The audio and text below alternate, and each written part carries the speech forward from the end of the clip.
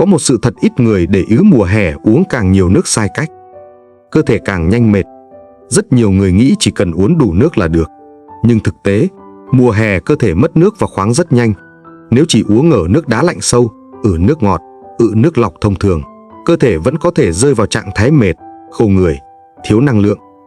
Đó là lý do nhiều khách hàng của tôi bắt đầu chuyển sang dùng nước điện giải ion kiềm từ máy điện giải ion kiềm Biotech. Điều họ cảm nhận rõ nhất là uống dễ hơn, không còn cảm giác khát liên tục, cơ thể nhẹ hơn khi vận động ngoài trời. Khác biệt nằm ở khả năng hỗ trợ cơ thể hấp thu nước tốt hơn. Sau nhiều năm làm nghề, tôi nhận ra mùa hè chính là thời điểm mọi người cảm nhận rõ nhất sự khác nhau giữa các loại nước. Và khi cơ thể đã quen với cảm giác dễ chịu hơn, rất khó để quay lại kiểu uống nước cũ trước đây.